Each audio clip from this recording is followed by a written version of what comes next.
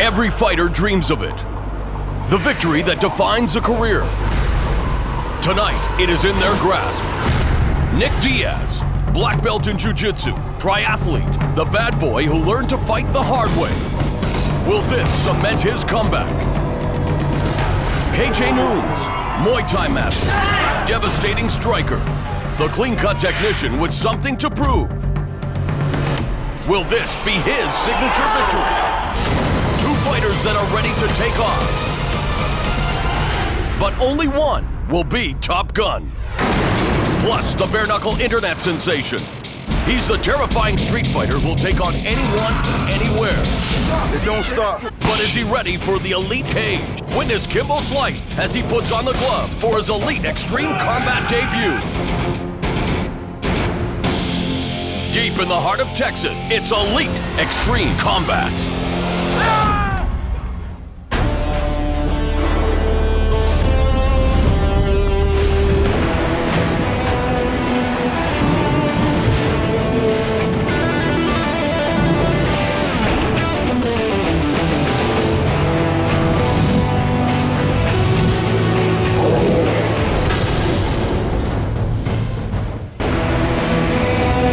We're here in Corpus Christi, Texas, a city known as the home of the aircraft carrier, the USS Lexington.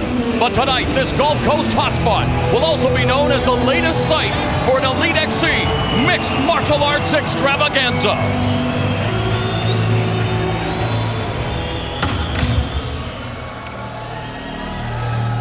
Come forward.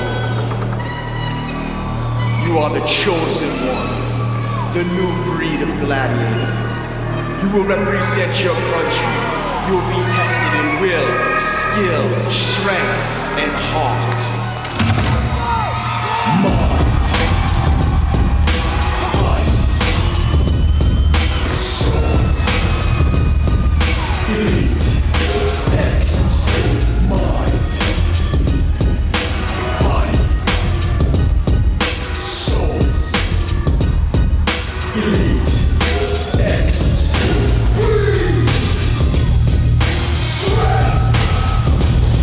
MMA's resident bad boy, Nick Diaz. A graduate of the School of Hard Knocks, Diaz has his PhD in toughness. Tonight's fight will put that fighting pedigree to the test.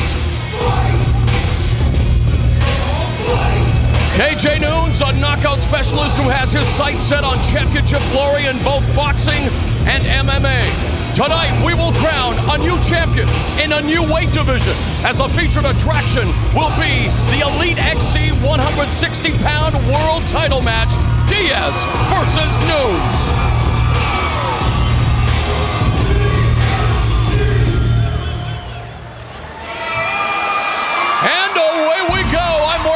Glad you could join us for what promises to be a good old-fashioned Lone Star State showdown in the form of Texas-sized knockouts and slick submissions that only the sport of mixed martial arts can deliver.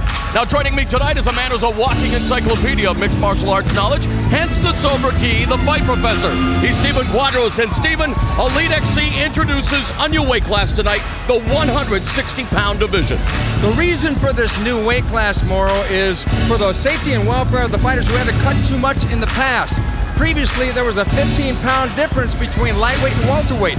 But most importantly, this presents an opportunity for two outstanding talents who had campaigned at different weight classes to meet in this new weight class. And those two outstanding talents you speak of course, Nick Diaz and KJ Noons, with the opportunity to make history tonight. How do these athletes match up? Well, Nick Diaz is an emotional fighter. Usually he has a grudge against whomever he faces. But tonight, he's wound up because he feels that people had a misconception about his last fight. And as crazy as it may sound, he's going to use that wacko mental game plan to his advantage. KJ Noons, on the other hand, is one cool customer, and he competes solely for the athletic satisfaction of being the best. All right, looking forward to that awesome main event for the first ever Elite XC 160-pound world title. Tonight also marks the official MMA debut of street fighting legend Kevin Ferguson, also known as Kimbo Slice. This internet fighting sensation has piqued the interest of fight fans around the world. And my other broadcast partner, Bill Goldberg, spoke with Kimbo in his dressing room earlier tonight. I'm backstage in the locker room with Kimbo Slice. Now, Kimbo, mentally, what's the difference in your preparation for your first MMA fight as opposed to all the street fights you've had? The difference is, I'm more focused, I'm more prepared, I'm well trained, and I'm ready to thump. Gotcha. Now physically, what gives you the confidence that you can come in and compete, especially tonight with a guy who's had 20 MMA fights?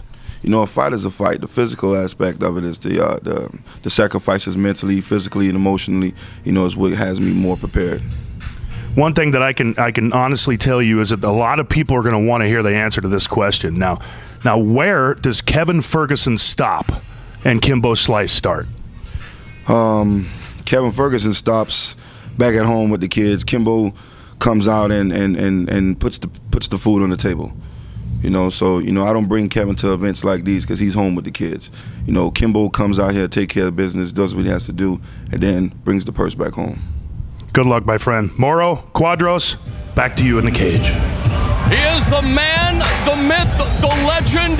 Later tonight on Showtime, it will indeed be go time for the man they call Kimbo Slice. All right, let's take a look at the lineup that Elite XC has on tap for you. In the main event for the EXC 160-pound world title, Nick Diaz takes on KJ Noons. YouTube made him famous. Now Kimbo Slice looks to prove he is, in fact, the real deal as he climbs into the cage for the first official time against hard-hitting veteran Bo Red Rum Cantrell. Two welterweights looking to continue their ascension up the ladder of success collide when Jake Shields squares off with Mike Quicksand Pyle.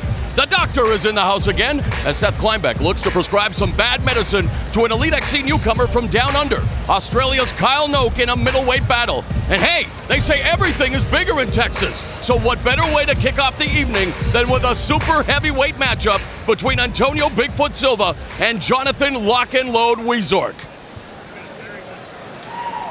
It is the spectacle, the pageantry that only elite extreme combat can deliver. We are closing in on the first featured fight of the night. First up, it's a battle of the big boys in the super heavyweight division. Antônio Bigfoot Silva taking on Jonathan Lock and Load Wiezorek. Wiezorek represents old school thinking. He doesn't belong to a big name camp, but this highly educated warrior has the skills to become a big name in MMA. Jonathan Wiezorek, super heavyweight, Springfield, Illinois. For me, I fight, for the competition, and I love the sport. As a whole, it's still been me just training on my own and how hard I can push myself. Not many people are giving me a chance to beat Antônio Silva.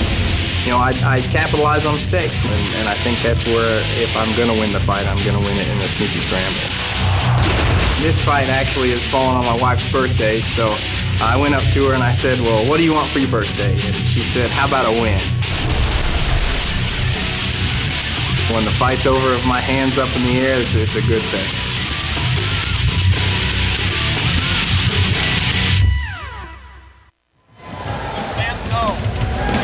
And now, making his way to the cage of Elite XC, please welcome the dangerous MMA super heavyweight, Jonathan Wiezorek. Well, Jonathan Wiezorek certainly doesn't subscribe to the term dumb jock. This guy holds a Bachelor of Science degree from Valdosta State University in Georgia and a master's degree in advanced athletic training from the University of Tennessee, Chattanooga. But Stephen, unlike the books he hit in school, his opponent tonight is going to hit back. And Jonathan himself said no one likes to get hit, but if they can get past that, then the fight is 100% mental. Wiezorek's trainer said he's deceptively strong, and he trains in 5-minute intervals specifically for 5-minute rounds. And you guys want to talk about mental? You got to remember the last time we saw this guy perform at Elite XC, his wedding was 2 weeks away, and this time he's got to deliver on his wife's birthday. Gentlemen, take it from me, a happy wife is a happy husband. And we'd be remiss if we did not wish happy birthday to the fight professor. Having celebrated, what was it, your 40th birthday yesterday? Thank you, brother. No comment. All right. Antônio Silva has plans on proving to everyone that he is a super heavyweight superman. Antônio Silva, super heavyweight, Brasil. Olha, I've been doing sports since I was 4 years old. It's been my life. It's what I love to do. It's what I'm best at. Go Silva taking it to the ground. I train Monday through Saturday. The hardest part is the physical preparation. I like to train like a lightweight. People are surprised how fast I move. I love fighting because it's a sport, a thing of beauty itself. The adrenaline, the will to win, to overcome.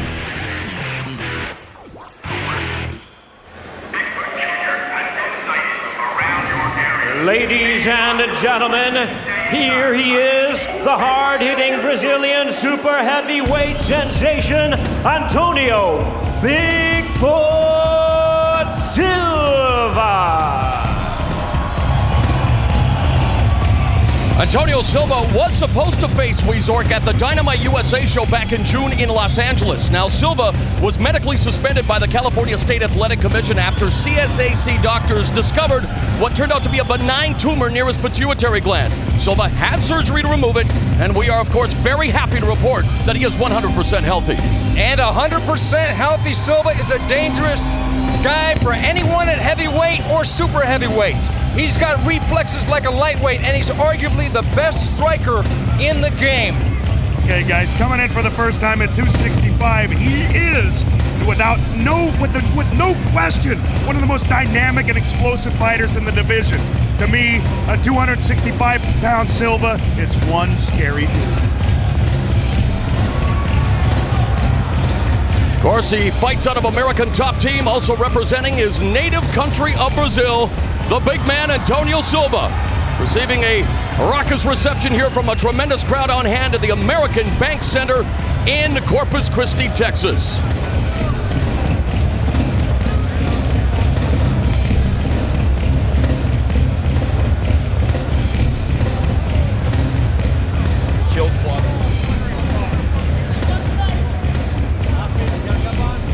All right, let's take a look at the numbers now for these two super heavyweights, Antonio Silva and Jonathan Wiezorek. They're both the same age, Silva with the height and reach advantage, and it will be Wiezorek weighing in at 6 pounds heavier than his Brazilian opponent as we get set for the opening contest of Elite Extreme Combat.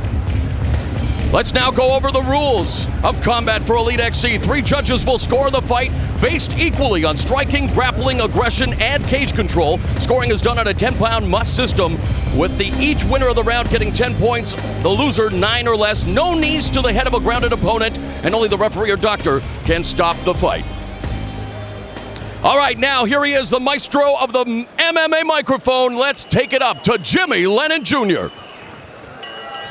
Ladies and gentlemen, a very good evening to you and welcome to the American Bank Center here in Corpus Christi, Texas, as Elite XC presents a big night of mixed martial arts brought to you by Rockstar Energy Drink, Hunter World Markets, and Showtime. This bout coming away is a special attraction. Scheduled 3 5-minute rounds, also brought to you in association with Gary Shaw Productions. Introducing to you our judges at cage side, all from Texas, Perry Hillen, Lee Rogers, and Lucy Rogers. And our third man in the cage, our referee in charge of the action, Kerry Hatley. All right, fans, here we go. Super heavyweights in the cage.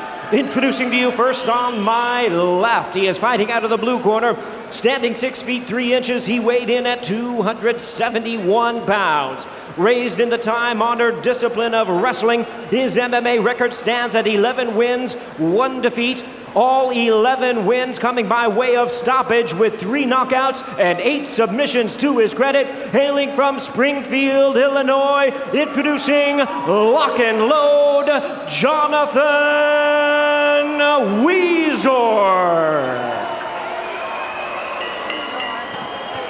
And his opponent across the cage on my right, fighting out of the red corner, standing 6 feet 4 inches. He weighed in at 265 pounds, specializing in the disciplines of Muay Thai and Jiu-Jitsu. His record stands at 8 wins, 1 loss, with all 8 wins coming by way of knockout. Fighting out of American Top Team from Coconut Creek, Florida, by way of Campina Grande, Paraíba, Brazil, introducing the hard-hitting Antônio Bigfoot Silva. All right, here we go, gentlemen. Here we go, gentlemen. Once again, a referee in charge, Kerry Hadley, now to give instructions. Okay, guys, been giving you instructions in the dressing room. 3 5-minute rounds. Any questions here? Any questions here? Touch them up, and good luck to both of you.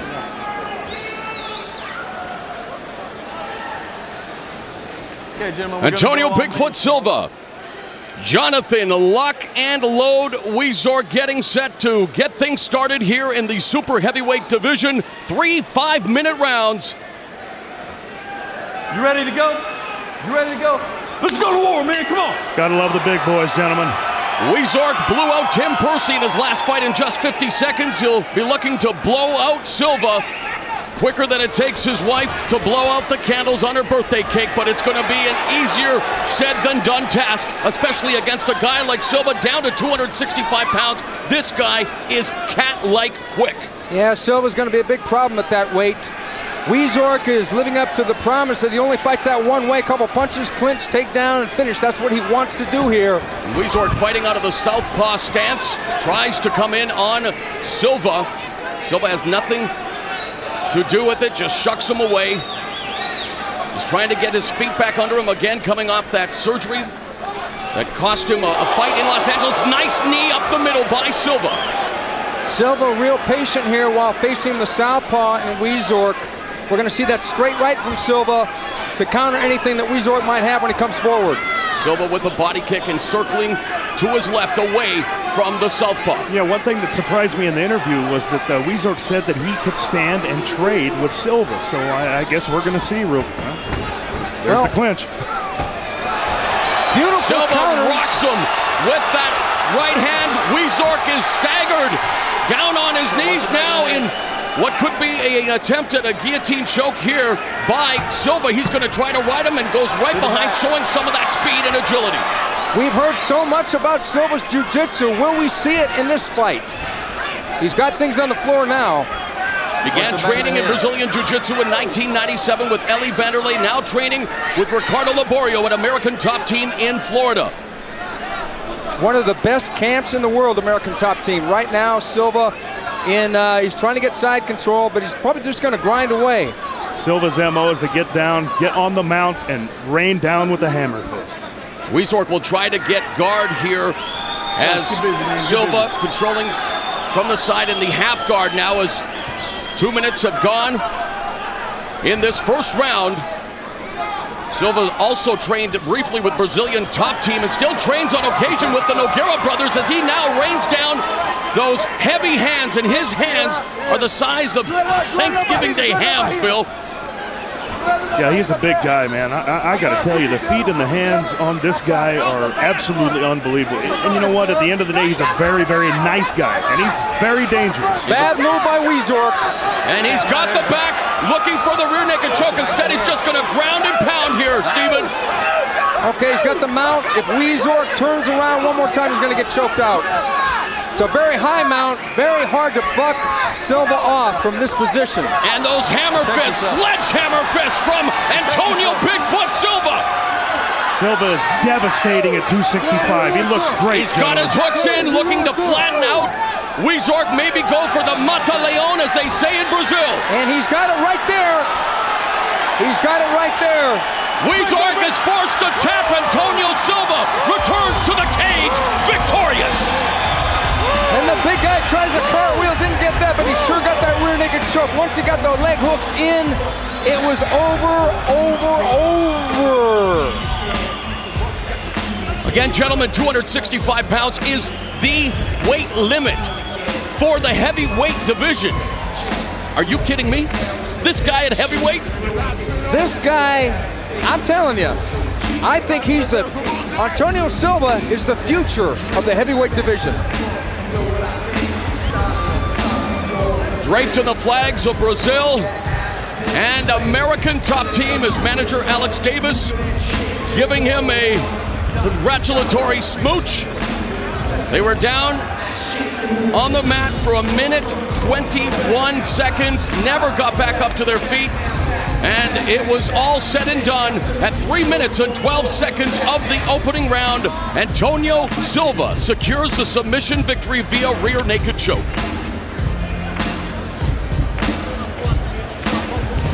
Very impressive. This guy is a force to be reckoned with. Okay, here we see Silva coming out and throwing that body kick, and man, that was a hard shot. The shin went right across the belly of Wiezorek, and that had to hurt. And then we have a good look at the ground and pound, including some nasty elbows from Silva on the top. He was very methodical, and he picked his shots, and he rarely missed anything from that position.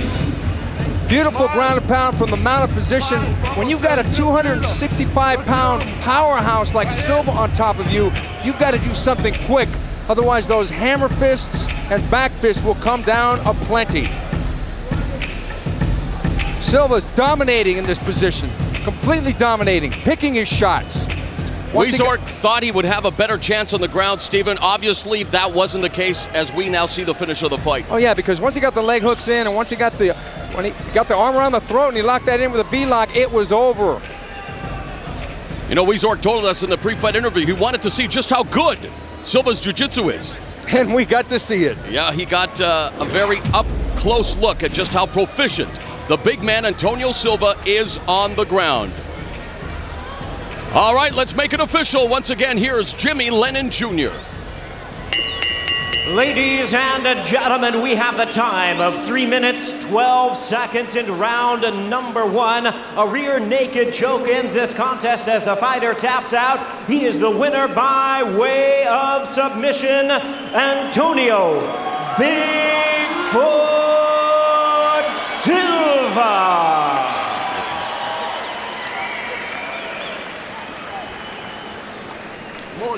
Bill Goldberg is standing by with the guy, well, almost as big as he is, Antônio Silva. Antonio, over here, my friend. First of all, congratulations. We're happy you're healthy. How did you feel at 265? Primeiramente, parabéns. Uma linda vitória. Como é que você sente nesse peso, 265? Man, I'm ready. I guess that says it all, man. Here we go. We're going to go up to the replay right here. You got the back. Talk us through what happened. Eu sempre prometi para o meu empresário Alex Davis que dia ia ter uma finalização. E agora cumpri e não devo mais nada a ele. He always promised his manager Alex Davis that he'd win a fight by submission. Now he doesn't know him anymore. Okay, congratulations. My question is, who's next? Yes. Queria agradecer a todos aqui que estão presentes, a minha família, minha filha e a todos da academia America Top Team.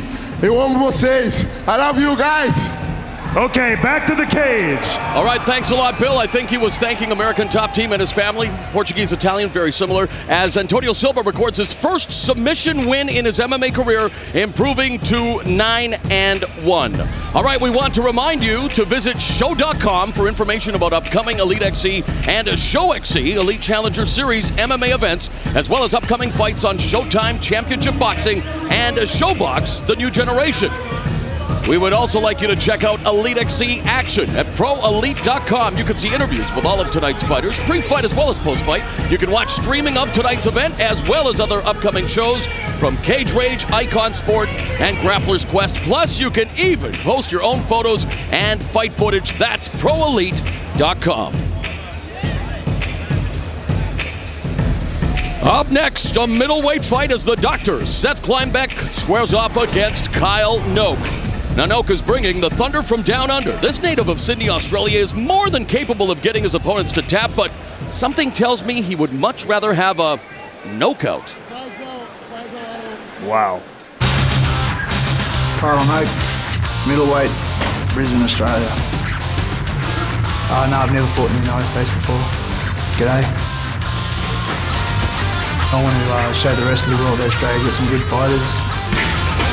I mix it up every day with boxing, jiu-jitsu, wrestling.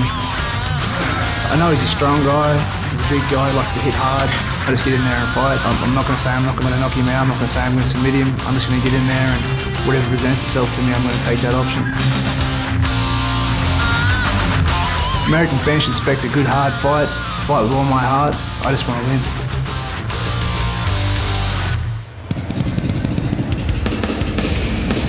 Ladies and gentlemen, please welcome to the cage, recognized Australian MMA pound-for-pound contender, K.O. Kyle Noke. Kyle, the Aussie Noke, works as a personal security guard for the family of the late Steve Irwin. Now, he was so close to the late Crocodile Hunter that Irwin built him an MMA cage so he could train full-time while working at the Australian Zoo. Of course, there is a lot more to Noke than just the Irwin connection. Absolutely. Noke is one of the best, if not the best, MMA fighters in Australia. His repertoire includes every aspect of the game. Question is, can he be exciting in his versatility? And just like his idol, the late Steve Irwin, he was very passionate about his profession, and tonight we get to see him here in the United States for the first time. Dr. Kleinbeck, paging Dr. Kleinbeck. Seth Kleinbeck is a walking dichotomy, a licensed physician who practices family and emergency room medicine. His victims in the cage might refer to him as Dr. Doom. Seth Kleinbeck, middleweight, Stuttgart, Arkansas. And always drops! During the day, I'm a board-certified family medicine physician. Seth Kleinbeck! Ever saw, he seems like he likes to stand up and fight, so maybe he'll do that and we can entertain the crowd. Just as fun showing that guys you can take his best punch means as much as, giving him your best punch. When I hit people, they fall down. Those are the fights people look back and say, man, that was a great fight.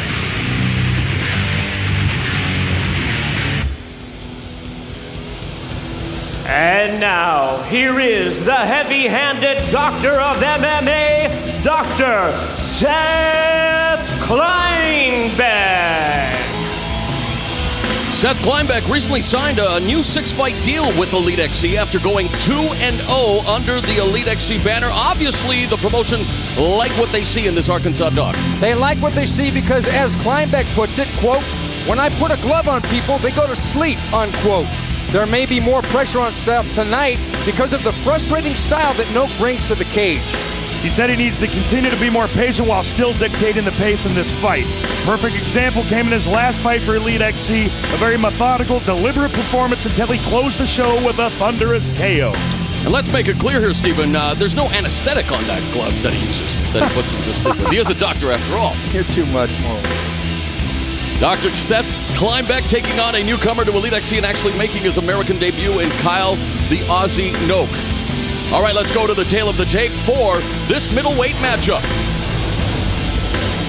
Kleinbeck is 7 years older than Noke. Noke has the height and reach advantage. He came in 1 pound over the weight limit, which you're allowed. And Noke has a Muay Thai Jiu-Jitsu background, while Kleinbeck has a Jiu-Jitsu and Muay Thai background. I think that's the same, isn't it? All right, let's go to your cage announcer, Jimmy Lennon Jr.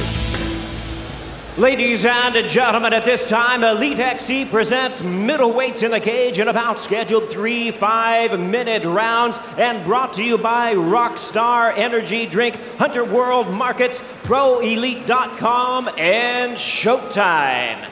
At this time, I introduce to you our referee in charge of the bout, Steve Armstrong.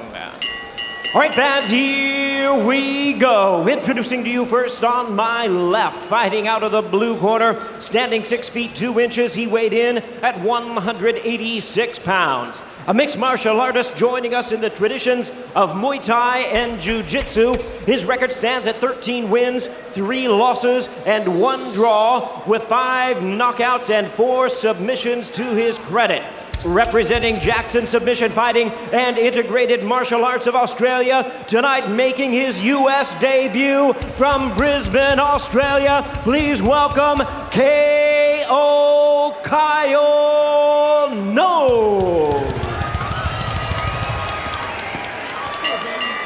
And his opponent across the cage on my right, fighting out of the red corner, standing 6 feet even, he weighed in at 185 pounds. Trained in the fighting styles of Jiu-Jitsu and Muay Thai, his record stands at 8 wins, 3 losses, with all 8 wins coming by way of knockout. Representing Westside Kickboxing and Brazilian Jiu-Jitsu from Stuttgart, Arkansas, please welcome a fighter they call Mass Destruction, Dr. Seth Kleinbeck. Once again, a referee in charge, Steve Armstrong, now to give instructions. Gentlemen, you received the instructions in the dressing room. Protect yourself at all times, obey my commands. Touch gloves and good luck. We are set for 3 5-minute rounds in this middleweight matchup. There he is from Stuttgart, Arkansas. Believe it or not, the duck hunting capital of the world. Kleinbeck hunting for his 3rd victory in Elite XC here tonight, while Kyle Noke, having trained the last few weeks under the man they affectionately call Yoda, Greg Jackson, at Jackson Submission Fighting in Albuquerque, New Mexico. Are you ready? You ready? Let's fight. The 2 touch gloves, and we are underway. Kyle Noke again, his first fight on American soil. Seth Kleinbeck earning a 6-fight contract and a chance to fight on the big show. Seth looks so relaxed, guys. It's amazing to me. He really does, and as we said earlier, Seth is going to work on being patient, but I think that Kyle Noke really has that science down. Noke said that he felt he may be a more aggressive fighter, but again, and he may have taken that just below the belt. But Noke, I'm sure, wanting to feel his opponent out for the first little bit as Kleinbeck attacking the leg. The left inside low kick is a great way to set up a punch because you get the customer thinking low and then you drop that left hook. Noke, a relative newcomer to mixed martial arts, nice overhand right by Kleinbeck. He actually first got involved with the sport at the age of 22, so he's been doing it now for 5 years.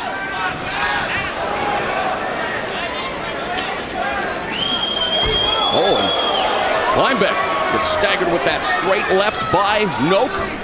Noke trying to close the gap. Noke has said that he's more aggressive than a counter fighter, and we're seeing a little bit of that right now, especially with that left jab. Minute and a half into the opening round. Noke in the tan fight shorts. Kleinbeck in the predominantly black shorts. And Kleinbeck beginning to use the jab.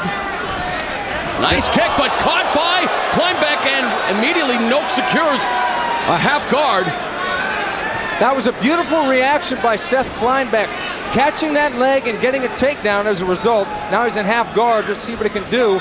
Will he try and pass the guard? I'm thinking he's going to want to try and just ground away a little bit, see if he can loosen up that grip of Noke from the bottom and try and get side control. And there he gets it. Nice scramble by Noke in the half butterfly guard now, and really an active guard by Kyle Noke, trying to control the head of Seth Kleinbeck. That was a much more patient Kleinbeck than we've seen in the past, too, for the first minute in the round. And Kleinbeck actually going in has had a tendency to leave himself susceptible to takedowns when he follows through on his leg kicks, but he got the takedown after catching Noke's kick. Yeah, he finally turned the tables on that one. And we just a second ago, we saw the legs of Noke sneak up around the shoulders for a second, so he's going to be dangerous with that open guard.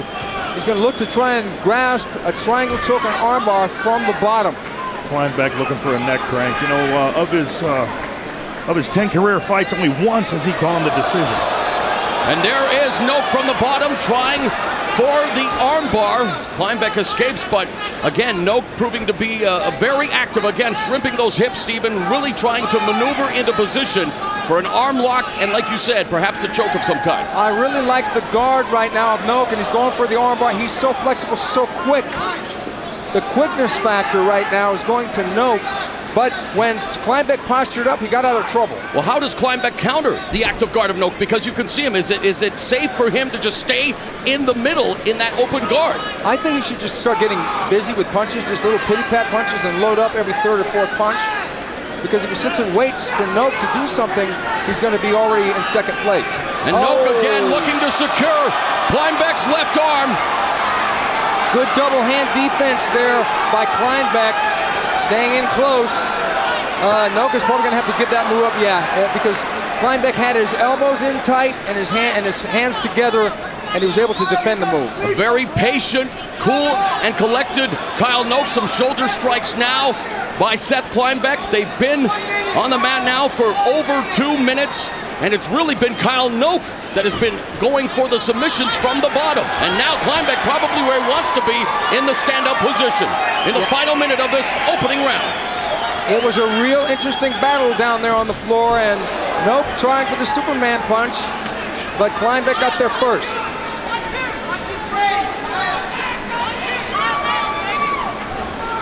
Noke looks very comfortable, very confident in his first round.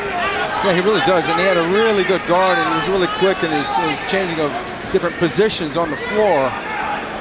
Good combination put together by Kleinbeck, however, and yet Noke stands in the pocket. He tries to go for an overhand right, hits the shoulder. We're used to seeing Kleinbeck overpower his opponents, but I'll tell you what, Noke's come in with some strength. And doing a good job of checking the kicks as well into the final few seconds of this opening round. Kyle Noke, Seth Kleinbeck.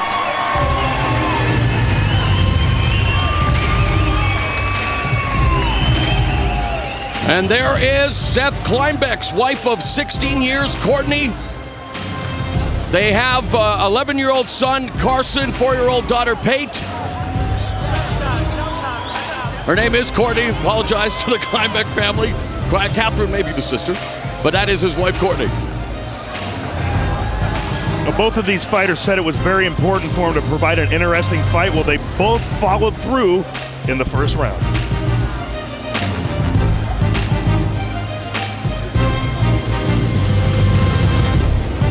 And what we're going to see is a beautiful reaction by Seth Kleinbeck to this roundhouse kick at the leg. He caught the kick and he delivered a right hand, but that wasn't the point. The point was that he got a takedown out of it right into the half guard of Noke. And look at this, really fast guard work, going for the armbar by Noke on the floor, and boy, that was getting close, but he pulled his elbow out of harm's way. He was looking for that armbar the whole time, gentlemen. Second round underway. Kyle Noke of Australia putting himself well in the opening 5 minutes in his American debut. Kleinbeck coming straight ahead, trying to gauge the distance, swinging wildly, and Noke now trying to secure the takedown. Kleinbeck working the whizzer here. Wow, what a move by Kleinbeck. Power whizzer. If he can make it. But nope. All for naught. He ends up on his back anyway. He almost got out of that though. Mounted position by Noke. This is not going to be good. Kleinbeck trying to flip out the back door. And he gives up his back. Noke trying to get his hooks in. Going for the rear naked choke. Oh. Can he turn into it though? Got the half Nelson there now and looking to cross-face Kleinbeck. Kleinbeck survives an early submission scare here in round number 2. Kleinbeck trying to turn to his right to face Noke to get out of harm's way from the rear naked choke attempt, which surely is coming. We were unable to see much tape on Kyle Noke. We talked to Joe Villasenor, who was in his corner. Greg Jackson is now, he again tries to secure the rear naked choke. Kleinbeck doing the right thing and turning into it, but obviously Noke proving to be the real deal from Australia. Yes, he really is, and he's taking his time. He's being patient. Kleinbeck's trainer, Matt Hamilton, says he gets so nervous beforehand, he just wants to go out and have a cocktail. I'm sure he's getting nervous right now. Noke has spent time training under his idol and mentor Dan Higgins, has held titles in multiple weight classes in Australia and looking to make serious impact here in the United States. And right now again, on his back, trying to maneuver for that rear naked choke. Some good defense though being exhibited by Kleinbeck, and what a beautiful beautiful transition there as he turns into Noke. He got completely out of trouble by the old flip over in the guard, but look at that guard coming back up top. I'm really impressed with the groundwork so far from Noke, but I'm also impressed by that escape from back position by Kleinbeck. And I'm equally impressed with his patience. Very competitive contest as we pass the 2-minute mark, and you're right, they are definitely very focused on their game plans. None of them getting frustrated or desperate, yet here we are heading into the midway point of the fight, and the referee, Steve Armstrong, bringing them up to their feet. The fans applauding that, although I thought the ground action was warranting what was going on, but I was going to say that was a pretty quick start, but you know, at times maybe they leave them down too long. It's still a work in progress in the sport of mixed martial arts, and Kleinbeck misses with a wild right. One thing I'm seeing from Noke is when he throws that jab, he dives right into it. It's got a lot of power behind it. He checked that kick. Does he open up to himself to the counter, though, by doing that? No, actually he doesn't, because he takes a slight step to his left as he punches. And here he goes. Nice takedown off of a couple punch combination by Noke. Now he's got Kleinbeck on his back again. Kleinbeck got the half butterfly guard from his back. We'll see what Noke is able to do from this position. Kleinbeck, I'm pretty sure, is going to try to just... Well, now he's trying to maneuver, maybe working for the arm and perhaps an attempt at a Kimura, but Noke, very patient now, has him back on his back, needs to posture, create that distance. Meanwhile, Kleinbeck doing a good job of controlling his head. 1.5 minutes left in round number 2.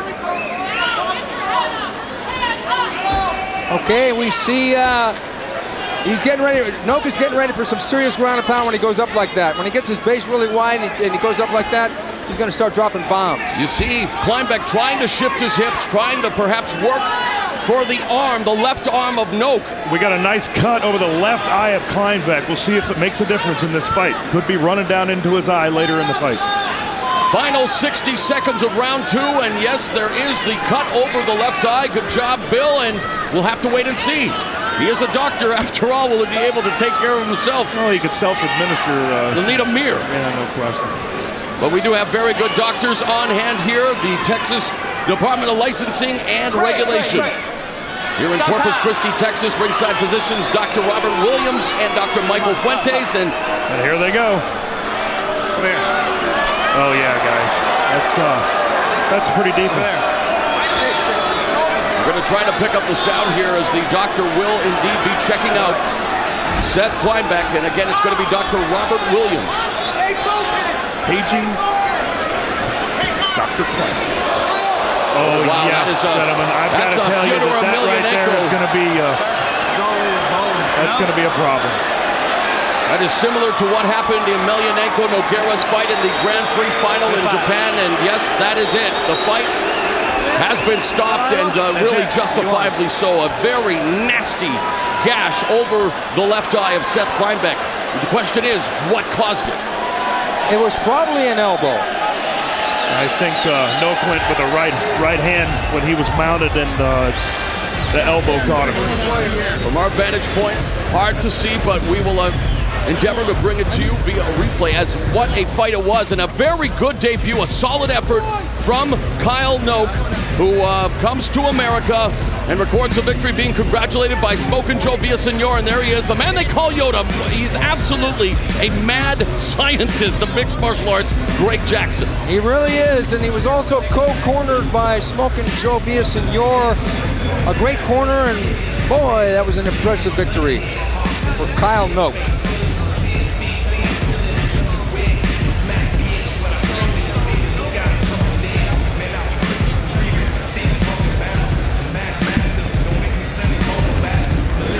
Okay, we're going to see a punch combination that was more of a deception, and he grabs that double leg, takes Kyle down, and takes Seth down, and Seth tries to whizzer his way out of it and almost got out of it, but Kyle Noke keeps driving and finally gets Kleinbeck down on his back.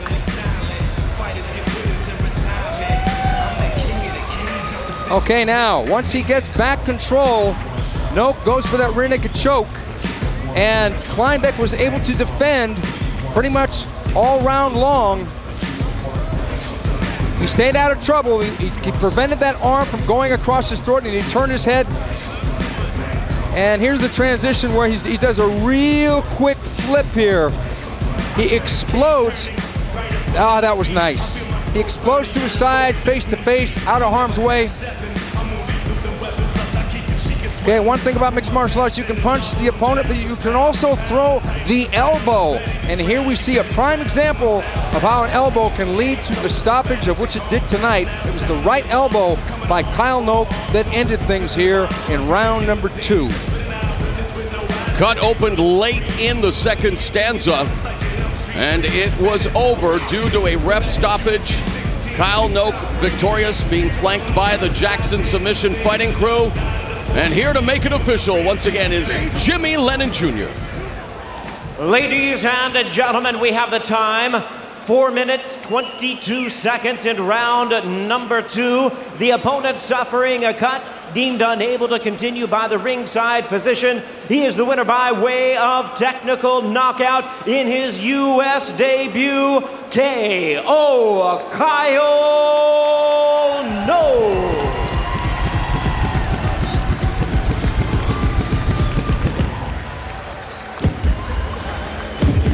Standing by with the victorious Aussie is Bill Goldberg. First of all, congratulations, Kyle. Your debut in the United States. You know, could you have asked for anything more? No way. I'm used to fighting probably around about a quarter amount of people that are here. I've never fought amongst so many crowd before, and it was good. Well, I know you got a lot of fans in Australia that are watching. How about a little shout out to the fans out there? G'day. Yeah, the good day is a good one. Now, hey, we're going to check the replay out, man. How you got him? How you took Seth down to the mat? I just waited for him to open up. I went for the takedown, and he put up a good struggle, and I got him down. You know, it's a disappointing way to win for me. It's not the way a warrior wins, but he couldn't continue the fight, so. You got him, man. Here's the end of the fight. Here's the elbow that caused the cut that stopped the fight. Yeah, it was a good elbow. You got a big smile on your face, man. First of all, congratulations. It's great to have you at Elite XC. Good to see you. The American fans love you. Corpus Christi, how about a big hand for Kyle Noke? Thanks, guys. Thanks, USA. Back to the cage side. All right, well, we can now tell you that 2 of the 3 official judges gave Seth Kleinbeck round 1, Stephen. So a very tough loss for Kleinbeck. That vicious cut over the left eye as after round 1, he was ahead on 2 of the 3 judges' scorecards. But you have spoken about the danger of the elbow and how vicious it can be in leading to those blood stoppages. Well, the one thing about MMA is that anything can happen at any given time, and one shot from an elbow is going to open a third eye. And that's a big cut right there. They had no choice but to stop it.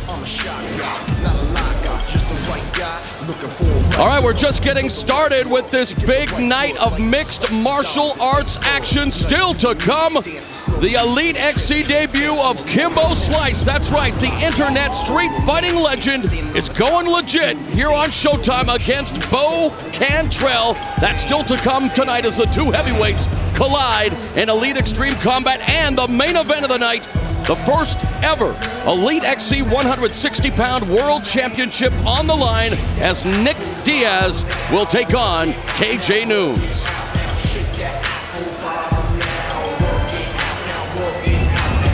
Next up, we've got a battle of welterweights. Jake Shields against Mike Quicksand Pyle.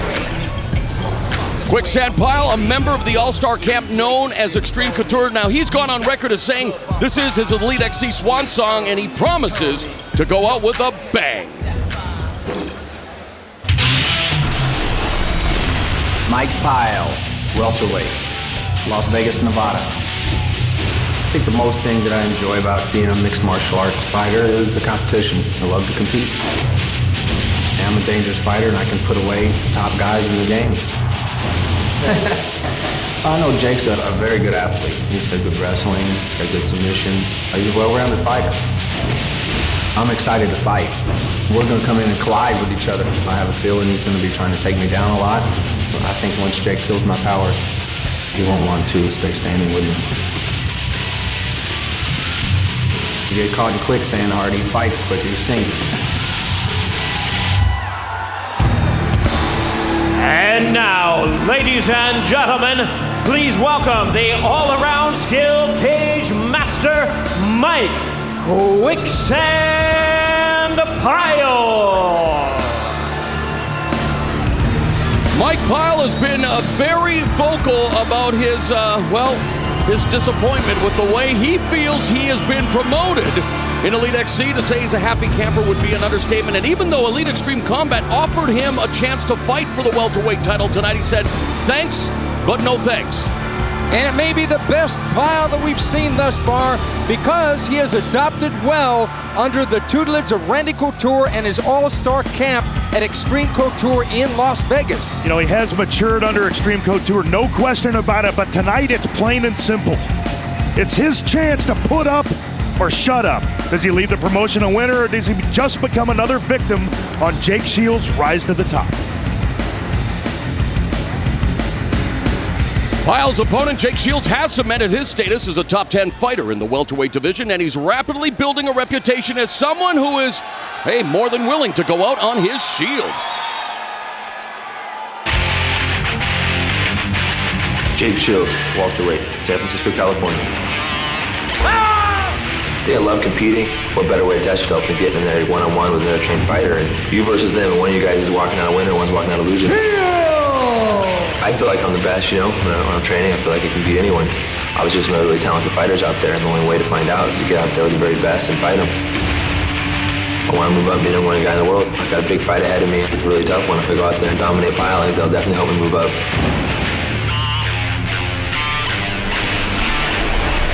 I just need to put up a good fight. I'm just going to keep the pressure on him and break him. Submission or knockout, And now, ladies and gentlemen, here he is, the red-hot welterweight world contender, Jake Shields.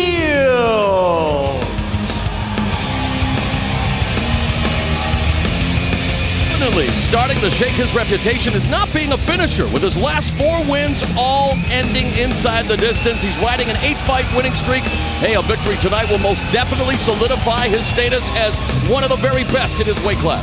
And if he didn't have enough motivation already, he now has an emotional investment in this fight because Pyle has refused to fight for the title, therefore denying Jake Shields his shot at the belt. For that, Shields has sworn to take it out on Pyle. And the one thing he can't do is let his emotions regarding the loss of the title shot get the best of him. He told us that Pyle is an underrated fighter who is very versatile, very experienced. So, at the end of the day, he must heed his own advice. We were hoping for a 5-round Elite XC welterweight championship fight. Instead, it turns into a 3-round welterweight fight between Jake Shields and Mike Pyle. Let's go to the tail of the tape.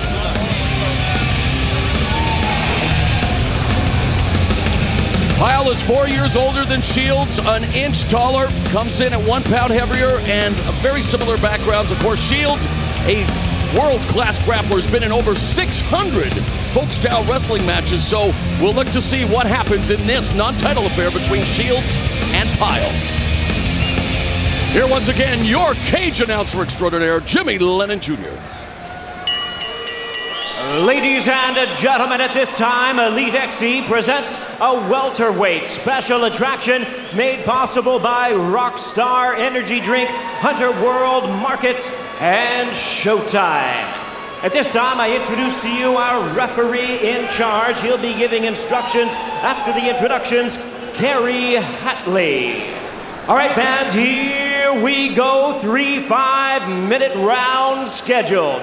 Introducing to you first on my left, fighting out of the blue corner, standing 6 feet 1 inch. He weighed in at 171 pounds. A well-versed all-around MMA fighter specializing in jiu-jitsu and Muay Thai. His record stands at 14 wins, 4 losses, and 1 draw, with 2 wins coming by way of knockout and 11 by way of submission. Fighting out of the Extreme Couture Gym from Las Vegas, Nevada, introducing Mike Quicksand Pyle. And his opponent across the cage on my right, fighting out of the red corner, standing 5 feet 11, he weighed in at 170 pounds. Specializing in wrestling and jiu-jitsu, he is undefeated in his last 8 fights with an overall record of 19 wins, 4 losses, and 1 draw, with 3 knockouts and 6 submissions to his credit. Fighting out of Cesar Gracie's Jiu-Jitsu Academy, ladies and gentlemen, please welcome one of MMA's top 10 welterweights in the world from San Francisco, California, introducing Jake Shields.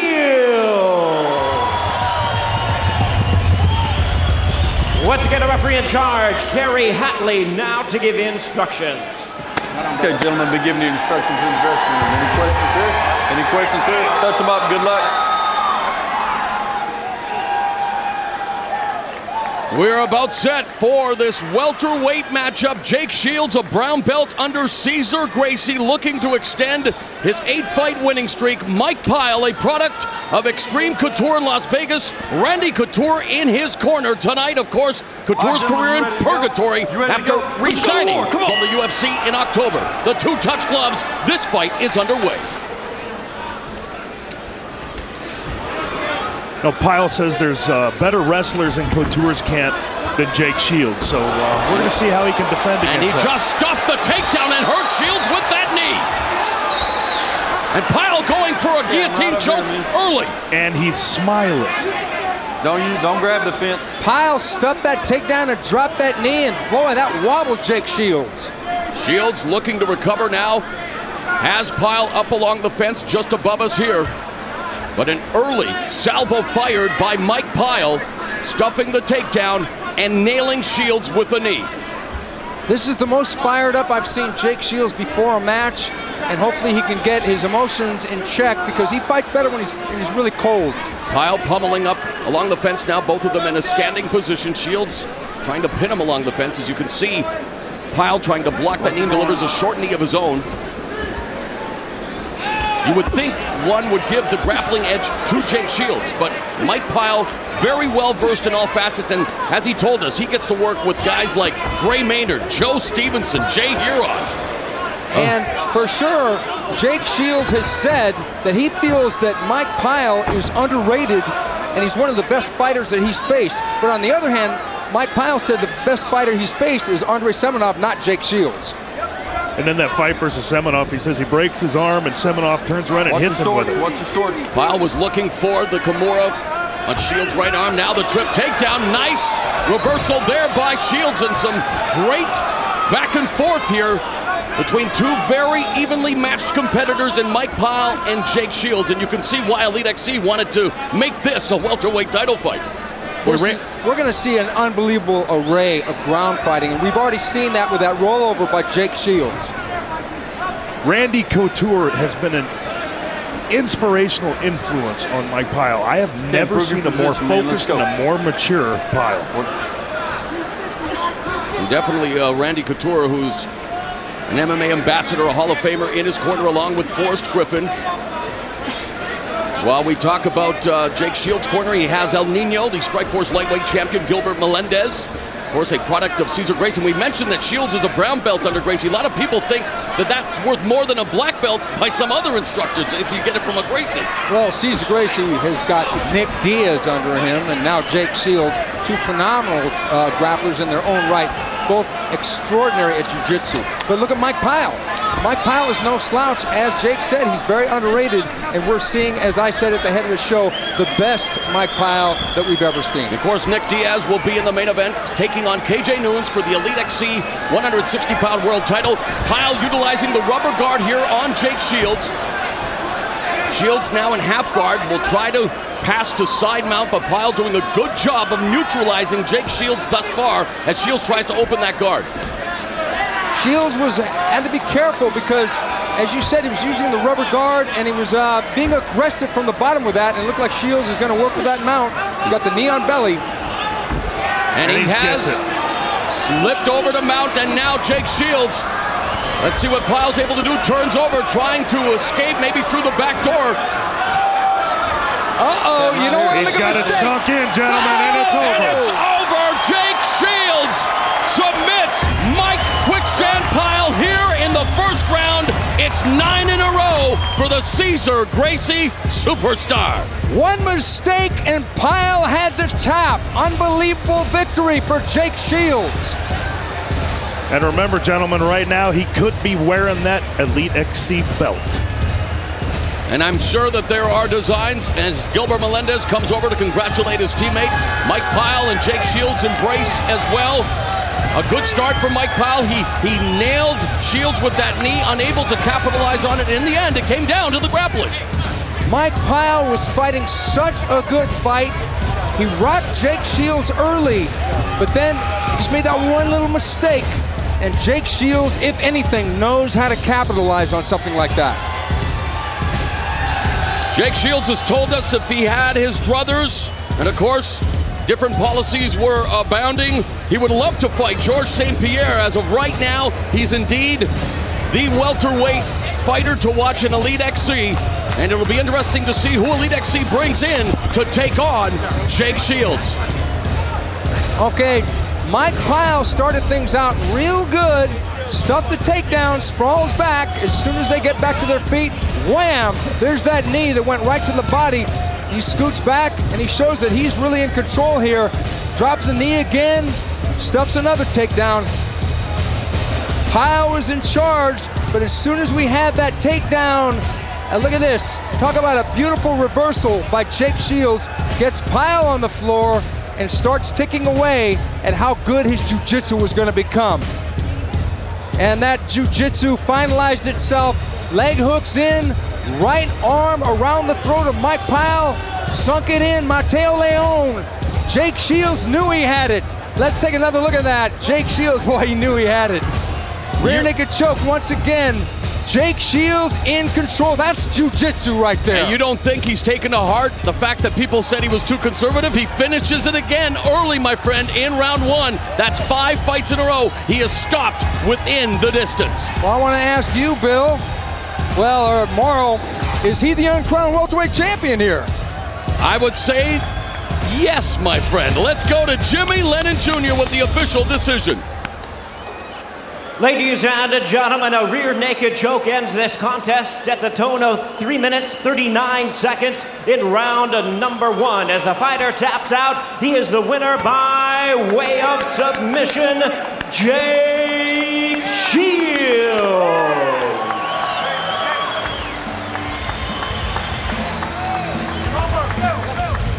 The victorious Jake Shields is going to be joined by our main man, Bill Goldberg. Good, my friend. First of all, congratulations, Jake. Now, how pissed off are you that you don't have that belt around your waist? I'm furious. I deserve this belt. This is my cage. I'm beating up anyone in it, and I just want to say to Elite, anyone that wants to fight me, bring it. I'm going to beat you all. I'm the 170-pound champ. I'm going to be the 70-pound champ. I'm ready. You got it, man. Now, both of you guys have an ultimate amount of respect for each other. Oh. Now, how bad were you hurt? How bad were you hurt when you shot in and caught that knee in the beginning? I didn't feel it. I mean, he's a great striker, but, I don't really feel things when I'm out there fighting. So. Well, here we go. Here's the knee right there on the board. Yeah, I didn't even know he needed me until you mentioned it. There it is. He kind of just grazed my body more than my head, so. Okay, here's the end of the fight. Talk me through it. Let's see. I took his back, got the hook in right there. I know Pyle's a really good fighter, so as soon as I got the back, I wanted to make sure I sunk it in and squeezed it everything I had, and he started tapping. So I'll tell you what, you won your last 10. Everybody give it up for maybe the future welterweight champion. Thanks, Corpus Christi. I also want to say good luck to all the wrestlers out there. Wrestling season's just starting. Huge fan. That's how I got started. So all those kids hopefully will stick at it and one day be here kicking ass. You got it. Good luck, kid. Everybody give it up. Jake Shields. Jake Shields doing it again in Elite XC, and you heard him, Steven. He feels he is the uncrowned Elite XC welterweight champion, sending a message to any welterweight out there. Bring it on. Jake Shields continues to impress.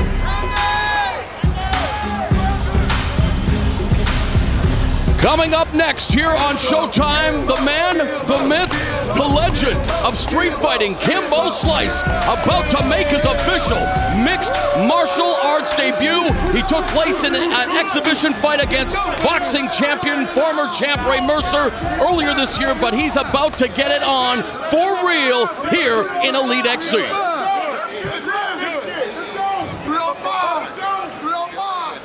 Now he's going to take on a guy by the name of Bo Cantrell.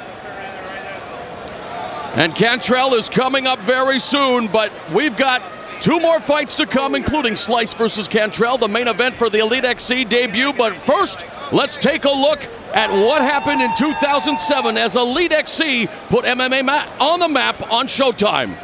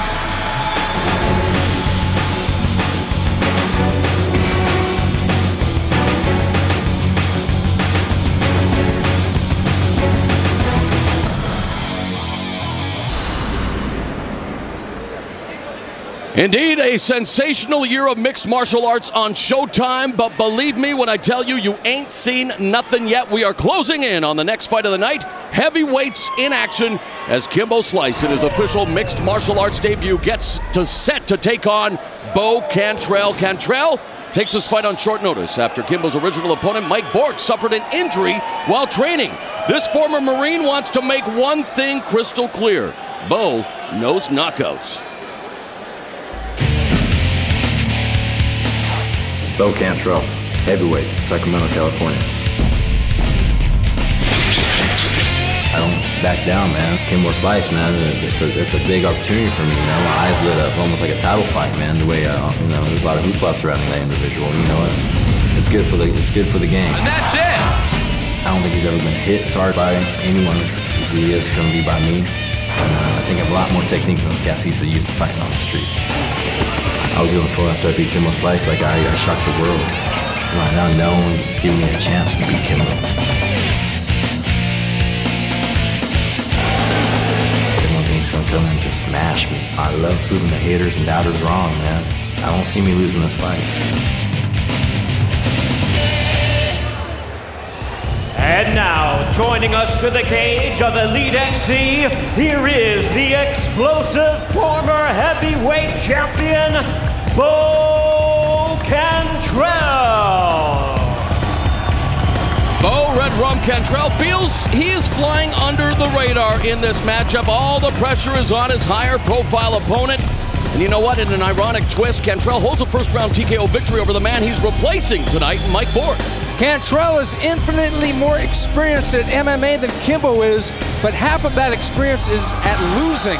However, he feels that because of all the hype surrounding this match to him, that makes this like a title fight, and he's ready.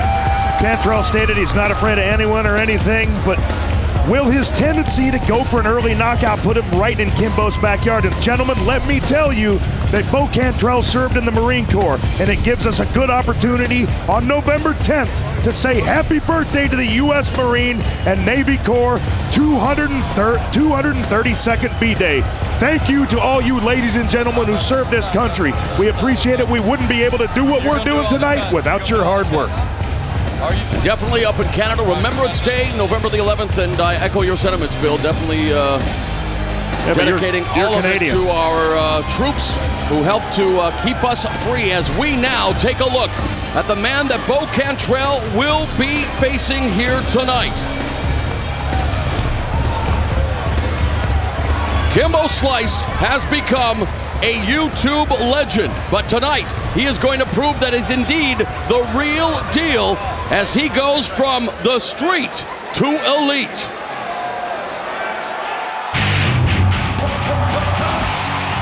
Kimbo Slice, Pyle, Miami, Florida, heavyweight. Fighting in the streets is more like, fighting for, I would say, survival. I want $1 million. I want to make money. I want to get paid. If I get in submission mode, he just got to break the arm. I'm not tapping out. If he's choking me, put me to sleep. Because if I get out of it, it's your ass. I want to kick him in his face. Break his arm, break his jaw. You only know what's going through this brain here, man.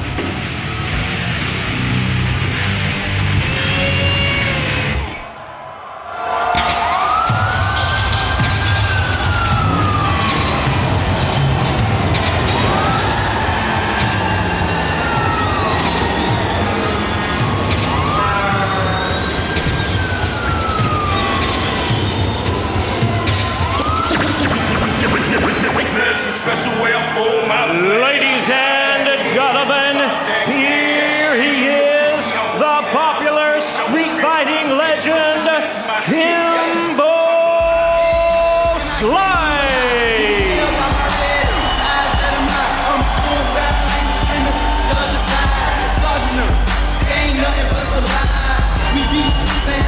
While many fighters in mixed martial arts have paid their dues in the gym, Kimbo Slice paid his on the street by fighting for cash in unsanctioned street fights, many of which were taped and distributed to millions of people via the internet. He may be a legend online, but now it's showtime. And mixed martial arts legend Boss Rutan seems to think that Kimbo is the real deal. Since Kimbo started training with El Guapo, Rutan has done nothing but rave about his focus and commitment. The combination of these two men may prove the critics wrong. No question Kimbo's larger-than-life character, but the question is, can he successfully combine the backyard brawling with the expert tutelage he's received from one of the top names in the sport? Tonight, many questions about Kimbo will be answered, and I, for one, am excited to see the results. Ladies and gentlemen, Kimbo is a 3-1 favorite per Odessa betting lines. That's what the people think. And there you have the legendary fighter trainer El Guapo Boss Rutan administering last-minute touches. And some fighters meditate in their hotel rooms prior to a fight. Some take a nap in the dressing room. Well, earlier today, Boss Rutan took Kimbo Slice to see the hit movie American Gangster. And after years of fighting for cash in those unsanctioned street fights, the man-born Kevin Ferguson is getting a chance to live the American dream. And listen to this crowd.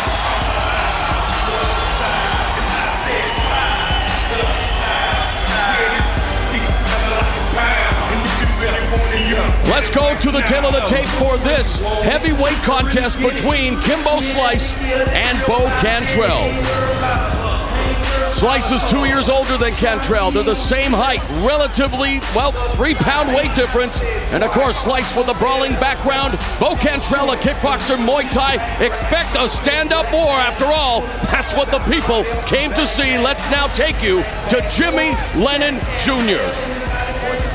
Ladies and gentlemen, Elite XC presents a heavyweight, very special attraction brought to you by Rockstar Energy Drink, Hunter World Market, and Showtime. Introducing to you our third man in the cage, our referee in charge, Steve Armstrong. All right, fans, here we go. 3 5-minute rounds scheduled. Introducing to you first on my left, fighting out of the blue corner, standing 6 feet 2 inches. He weighed in at 235 pounds. He is a pit fighter who represents the disciplines of kickboxing and Muay Thai with a record of 10 wins, 10 losses, with 6 of his wins coming by way of knockout and 4 by submission. Representing Team Marinoble, ladies and gentlemen, please welcome the former Gladiator Challenge heavyweight champion from Sacramento, California, known as Red Rum, Bo Cantrell.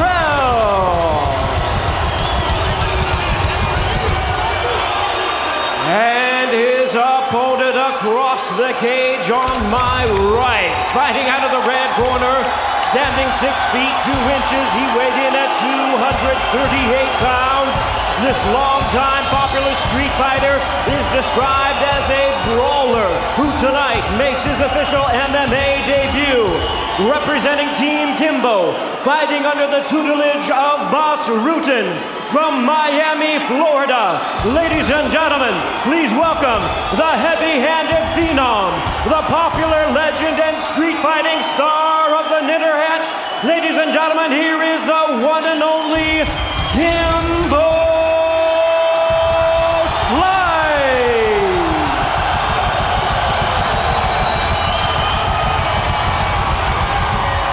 And once again, our referee in charge, Steve Armstrong, now to give instructions.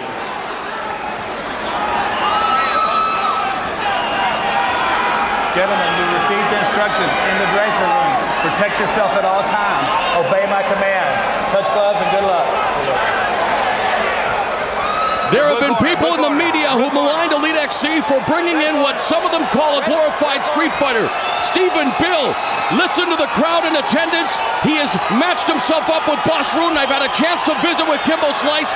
This man means business. He is in it to win it. Bo Cantrell, taking the fight on short notice, will be looking to shock the world. You ready? There's a lot more to Kimbo than people think. And this heavyweight contest is underway. Cantrell firing off a spinning back fist immediately. Kimbo hunting him down right now. And remember, Bill, you said that Kimbo would come in calm, cool, collected. Already a body shot ripping away at Cantrell. This one is over before it even begins. Kimbo took care of business right away. This guy can hit. Slice dropping Cantrell like names at a Hollywood party, and this guy is destined for stardom in mixed martial arts. Kimbo Slice has arrived.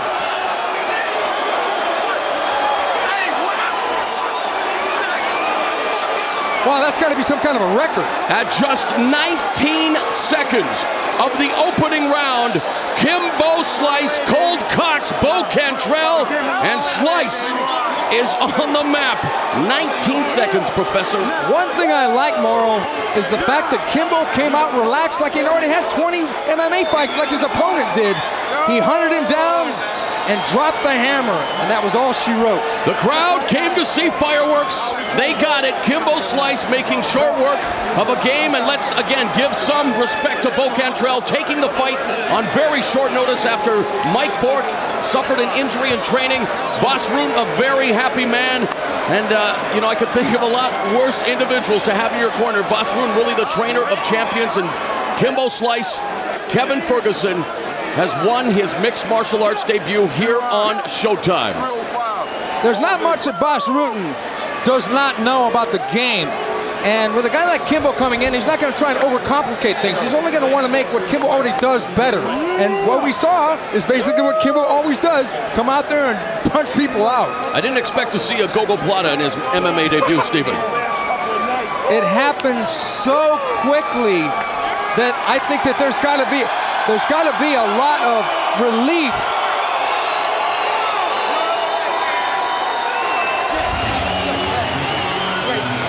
Endearing himself to the Texans here in Corpus Christi. Man, here's a whole fight here, and Cantrell with that wild spinning back fist, which missed. Kimbo hunting him down, picking his shot, eats the low kick, no problem. But look at this uppercut to the body, and the right hand behind the ear was what sent it down, and he tapped out.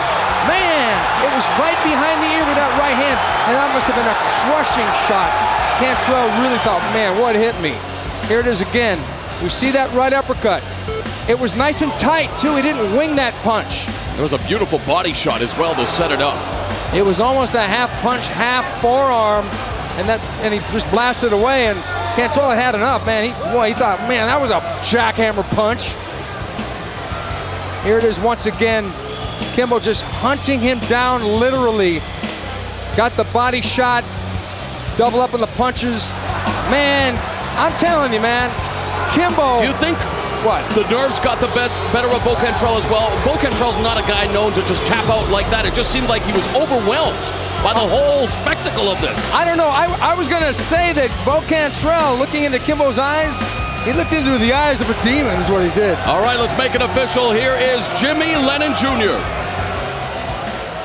Ladies and gentlemen, we have the time. 19 seconds in round number 1. A referee in charge, Steve Armstrong, stops the contest. He is the winner by way of TKO in his professional MMA debut, Kimbo Slice.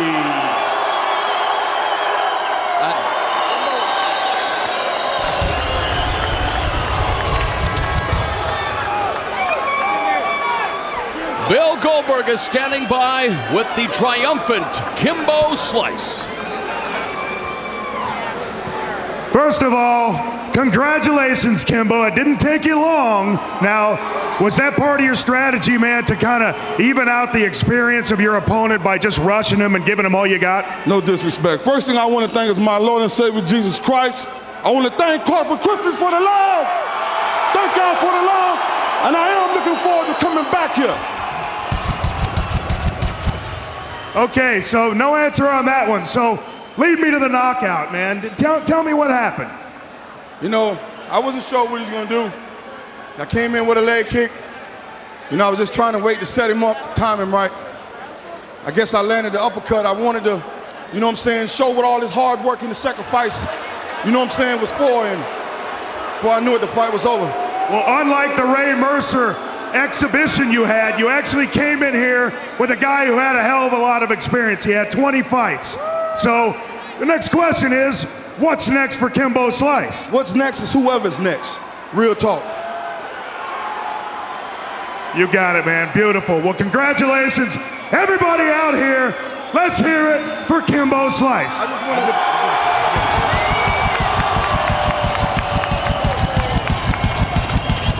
Well, there it is. In the time that it took Jimmy Lennon Jr. to introduce Kimbo Slice, Kimbo Slice defeats Bo Cantrell in 19 seconds. Is he for real, Stephen Quadros? Well, he's for real in that kind of a fight. We saw exactly what Kimbo has delivered in his YouTube fights in that one.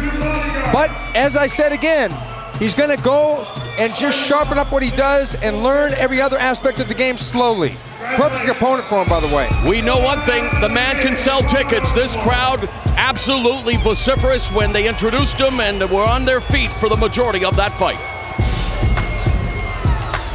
All right, we are just moments away from crowning the first ever Elite XC World Lightweight Champion, Nick Diaz, one of the most recognizable names in the sport, on the cusp of superstardom, getting ready for his title fight. KJ Noons knows he's in for a tough battle, but the accomplished pugilist believes he's more than up to the test. The main event, the Elite XC Lightweight World Championship, is coming up next. I'm not afraid to put any one thing up against any one thing. Winning a title, I was born for this, man. I'm not impressed with his knockout power. A victory over Diaz catapults me all the way up to the top as a real contender. I'm gonna be coming. At the end of the fight, I see my hand being raised. Mr. Noons, you can expect everything, expect it all.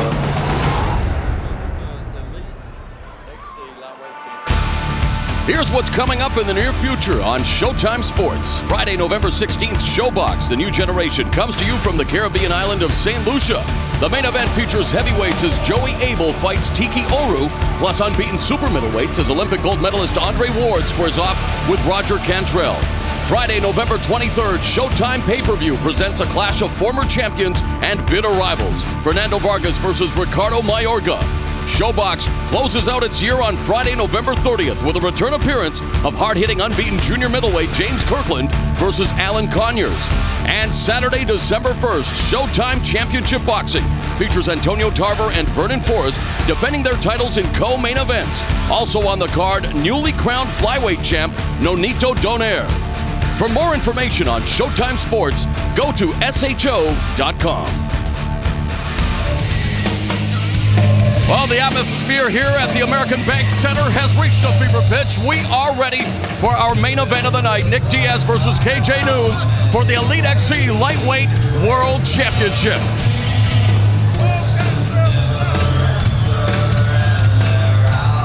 Mauro Ranallo along with Bill Goldberg and Steven Quadros just moments away from the main event. Steven, Nick Diaz took up martial arts to escape the mean streets of Stockton, California. He has parlayed his superlative skills into a title shot here tonight. What makes the Cesar Gracie product so dangerous? Well, Nick Diaz has a reach advantage in this fight. He's a southpaw, and he has otherworldly jiu-jitsu skills. Diaz will be dangerous standing with that right hook and that sneaky left hand, and he likes to stand and mix it up, but I don't think he's going to want to do that tonight against KJ Noons. On the floor, we may see some surprises because he's augmented his jiu-jitsu with training in Sambo, so he may try to rewrite the submission book tonight. All right, KJ Noons, a knockout specialist with all 4 of his professional mixed martial arts triumphs ending inside the distance. Bill, what does Noons have to do to become champion? You know, KJ must fight to his strength, which obviously is his striking ability. He's finally able to eat properly and weight train for this fight. He should be even stronger. He must keep his distance, pick his shots, and avoid the clinch. He must stick to his game plan to frustrate Nick Diaz. All right, it is time for the fight we have all been waiting for, the main event. Nick Diaz versus KJ Noons for the Elite XC Lightweight World Championship. Now, Noons, always up for a challenge, and the hard-hitting native of Hawaii promises his performance tonight will really pack a punch. KJ Noons, lightweight, Kailua Kona, Hawaii. It's just a passion for me, you know. I've been doing it my whole life. You know, my dad was a fighter, I'm a fighter. I was born for this. I feel very confident with my striking. Nick's a great fighter. I was very excited to not only fight a top contender, but for a world title. I believe my best chances of winning this fight will be stand-up. If it goes to the ground, I'll try and pick it back up and keep it standing, because that's where I like it. I feel like I'm coming in like, you know, everything to gain, nothing to lose. If you keep on being persistent and knocking at the door, opportunity will come your way.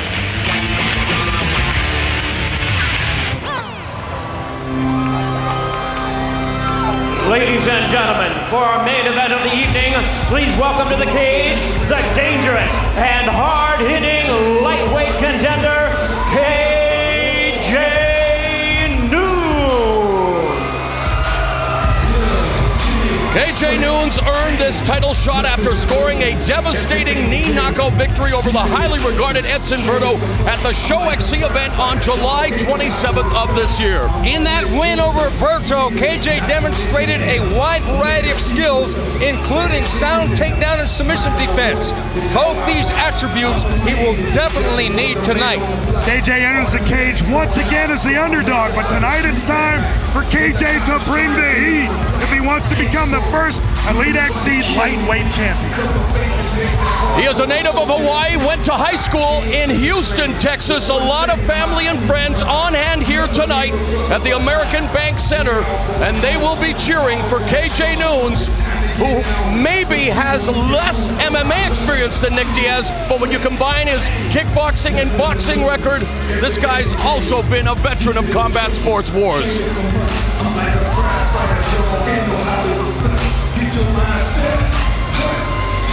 Nick Diaz made his professional MMA debut 6 years ago at the tender age of 18.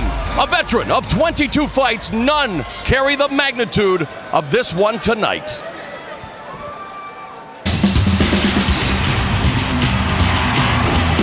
Nick Diaz, lightweight, Stockton, California. I started fighting when I was 17, and I thought I was just going to lose everything, you know, just go and fight and take ass whoopings all the time. I didn't think I was going to do this good. I have a chance, and that's when I started training hard. I train harder than I fight. I usually, you know, take more punches training than I do in any fights. You know, I give 100%. Guys don't want to go to the ground with me, so we stand up. Basically, they want to take a beating. I'm just trying to be like water and flow. I know that he's a decent striker. I think I'm a better wrestler, boxer. I'll throw a lot more punches than he does. He's gonna have to tap me out or knock me out to win. Yeah, I'll fight anybody. I'm the best fighter in the world, pound for pound. And now, ladies and gentlemen, here is the world-renowned young star of MMA, Nick Diaz.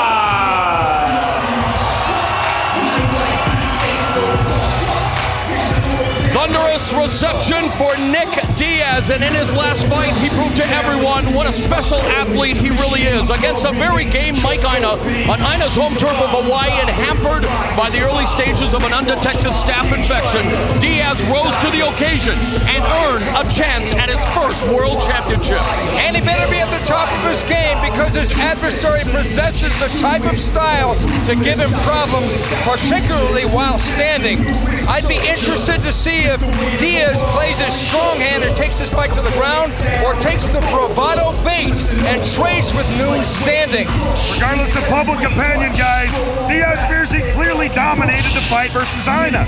Tonight, I know Nick is going to take it upon himself to finish the fight and not leave it to the judges.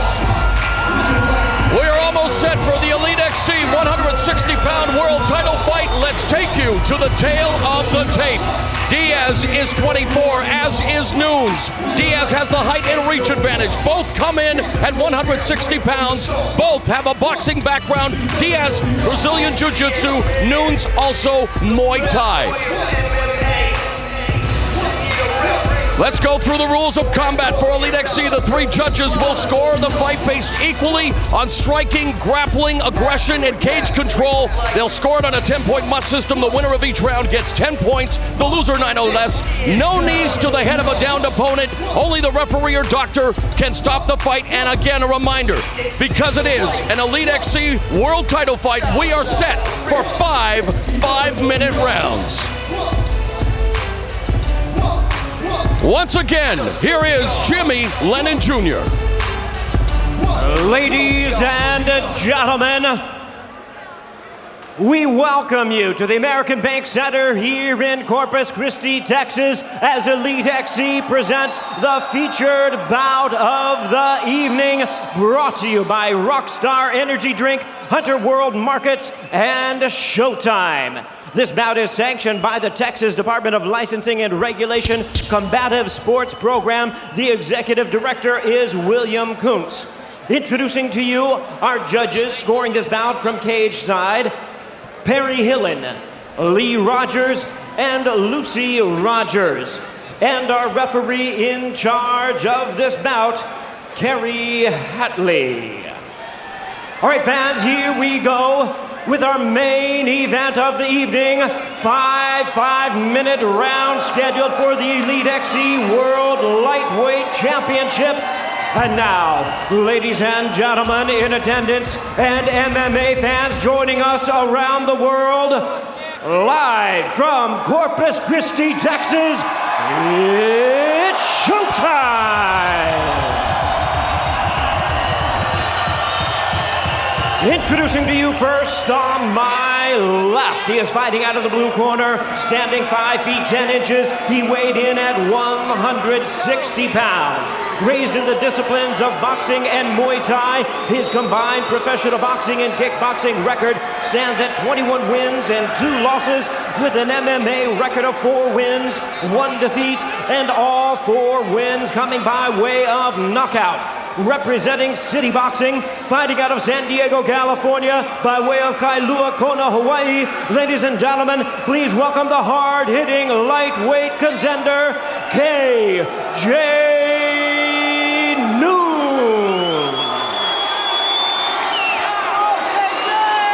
And his opponent across the cage on my right, fighting out of the red corner, standing 6 feet even. He weighed in at the same weight of 160 pounds, an all-around MMA fighter specializing in boxing and Brazilian Jiu-Jitsu. His record stands at 15 wins, 6 losses, 1 no contest, with 7 knockouts and 5 submissions to his credit. Fighting out of Cesar Gracie's Jiu-Jitsu Academy, please welcome one of the world's recognized young stars of MMA from Stockton, California, introducing Nick Diaz.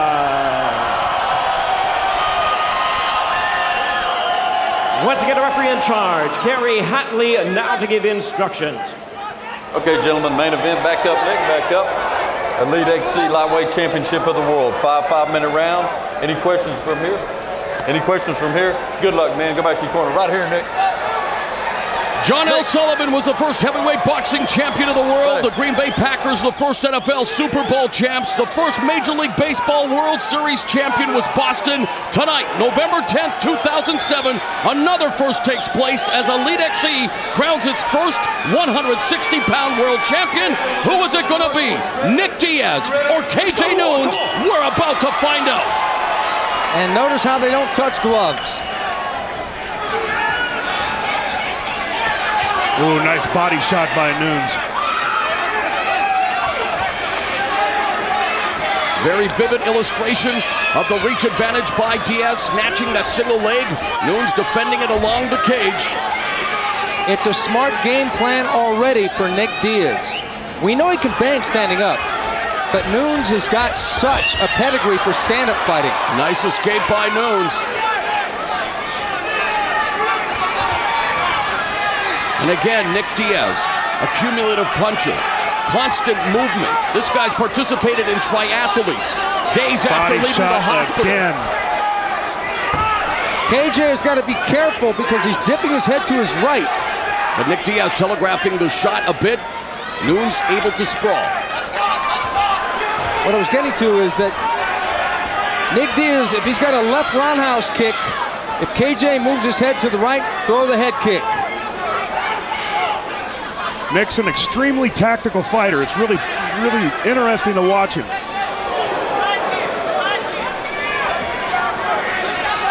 KJ fighting out of that crouch and landing that right hand at will to the body and stuffing all these takedowns. Doing a very good job of stuffing the Nick Diaz takedown attempts. KJ Noons, he gets tagged there by the right hand, and that's the one thing, constant movement, just like that big rabbit in the commercial, is Nick Diaz.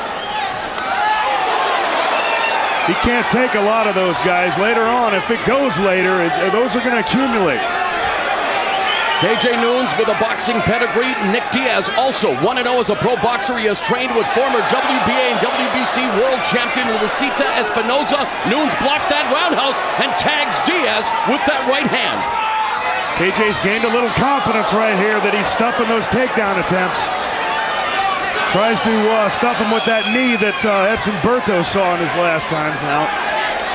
And that time gets the knee, but Diaz looking for the takedown along the fence and manages to secure it. He scooped that double leg and didn't give it up until Noons was on his back. And Diaz has got a cut. Diaz doing a good job of breaking the guard. Uh-oh. Wow. Nice escape by KJ Noons midway through round one. Noons putting on a little razzle-dazzle with that escape, and yes, a cut over the right eye of Nick Diaz. And if you remember in the meetings, Nick brought to our attention, don't be surprised if I get cut early in the fight.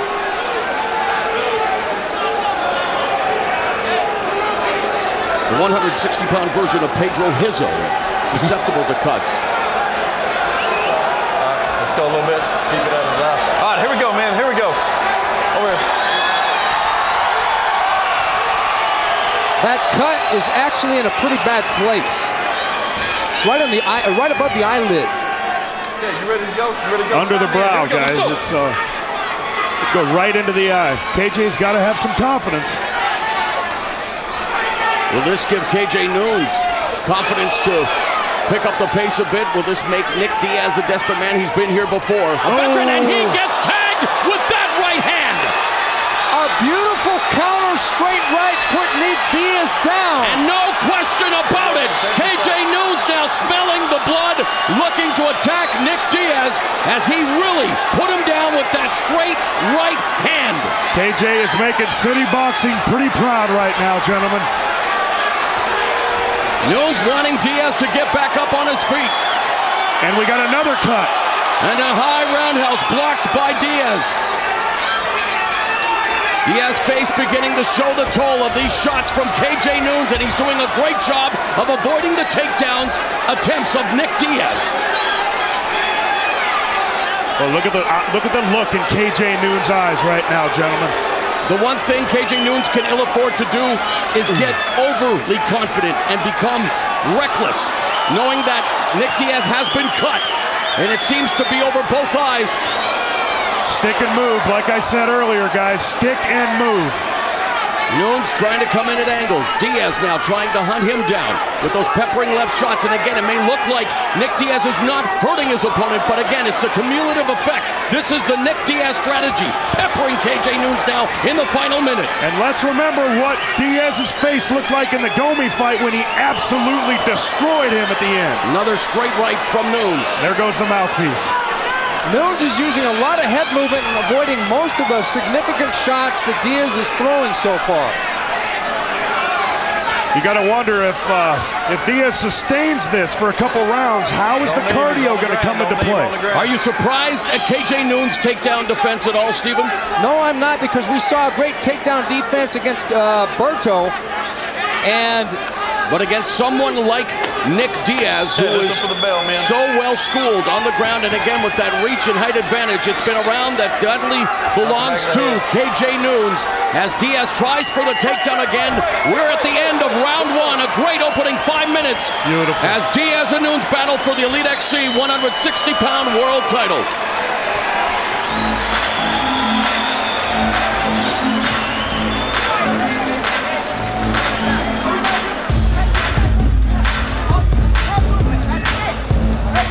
Hey, you're doing fine. You're doing fine. Hey, don't shoot anymore. You gotta box before you shoot. Here, take that. All right, punch before you shoot. Hey, go to the punch box. Hey, you're good. You're good. Hey, look at me. You go in there, box him, and get the clinch for a takedown. Okay, that cut in round one may be a result of that knee right there, which was shades of what KJ did against Berto. It was a beautiful counter to a shot. He's got a good instinct to do that. Let's take a second look at that. He's waiting, and he throws that knee perfectly as Diaz dives in for that double leg. Okay, here's KJ at his best, eating the low kick, but waiting patiently and throwing that counter right hand, which put Diaz down. It's over. The fight has been stopped. Dr. Robert Williams, who was looking closely at the cuts over Nick Diaz's left eye and the bridge of his nose, has deemed Nick Diaz unable to continue. Nick Diaz not happy with the decision. KJ Noons is your new Elite XC 160-pound world champion.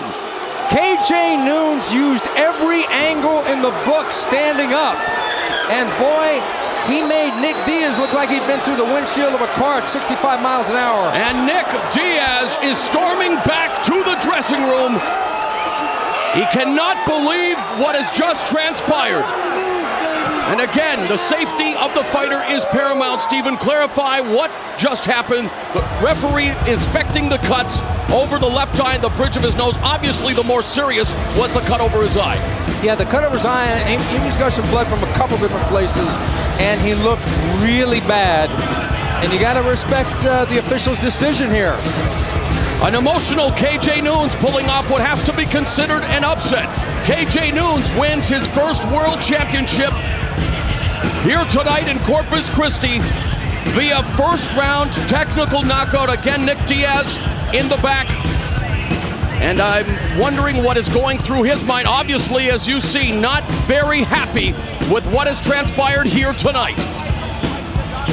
Nick Diaz never takes losing well.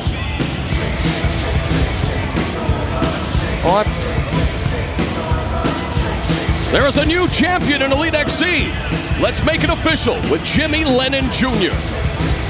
Ladies and gentlemen, this bout has been stopped at the end of round number one. Our ringside physician says the cuts are too bad. He advises to stop the contest.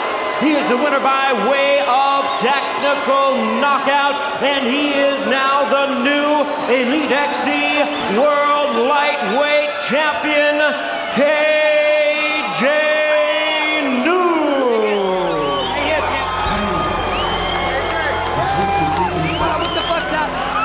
Bill Goldberg is standing by, and he will soon be joined by the new Elite XC 160-pound world champion, the belt being put around the waist of KJ Noons. Ladies and gentlemen, I, along with you, love nothing more than blood and guts. But first and foremost, it's the fighter's safety that we have to worry about here, okay? Here's the doctor. He's going to tell you why he stopped the fight. The fighter couldn't see well enough to protect himself. And in my professional opinion, he couldn't carry on. Ladies and gentlemen, you have to respect that, okay? You got to respect it. Let's move to giving him some props for the new lightweight champion, KJ Noons. Now, KJ, you told us that you could finally eat, you could finally train, you could finally weight train. Do you think that made a difference getting in the ring? You think you had more power? Yeah, you know, I got to, because the weight class went up and I got to eat a lot more and work out a lot better. You know, I know the fans are a little, you know, not too happy here because they stopped the fight, but, you know, I trained real hard and I fought real hard, and Nick Diaz is a great opponent. He's the best in the world. And, you know, I've been doing this for a long time. I just want to give a couple shout outs to my family. You know, this isn't like I've been doing this my whole life. I want to tell my mom and dad, you know, thanks, you know, it's a dream come true. I want to say thanks to my girlfriend, you know, 5 years, Melanie, she helped me out with all my training. I want to say thanks to, you know, my manager, Mark Dion, my trainers, Baruki, Vernon Lee, Eugene City Boxing, Rockstar, Dahui, all the way from Hawaii. Okay, beautiful, man. We can thank the rest of the world later. Let's look at the replay here, and you tell me about this knee that caused that cut. You know, I didn't expect him to come in so fast. I thought he was going to stand with me a little bit more, but you know, I work on my wrestling a lot with my wrestling buddies, you know, back home. So, you know, I just brought it back up. I wanted to keep it standing for the fights and keep it going. You know, I was ready for a war. But he got cut, unfortunately, and, you know, they had to stop it. But I trained real hard. I was ready to go 5 rounds, so it was good. Here's the knockdown. Bam. Ooh, man. I'm number 1 now, baby. Well, if you say Diaz is number 1, you have just beaten the number 1, and you are now the man, kid. Gary Shaw gave you the opportunity to possibly be a world champion in MMA and a world champion in boxing. You've accomplished one of them. What's next? You know, a lot of people thought I was going to get erased in this fight, you know, and everybody says I can't win, you know, a title. I can't win nothing. And then, I said I want to win 2 titles. I came today. I accomplished my goal. I won 1. You know, my next goal is to win, you know, the 154 boxing title. And everybody's going to say I can't do that either. So the more people that say I can't do it, the more I'm going to want to do it. So, you know, I said I took Nick Diaz. Now in boxing, you know, Mayweather, De La Hoya, watch out because I'm coming. Tell me I can't do it because I'm going to do it, baby. Well, you shut all those people up tonight, man. I got to congratulate you. Great job. Everybody, I know you're disappointed, but let's hear it for KJ Noons.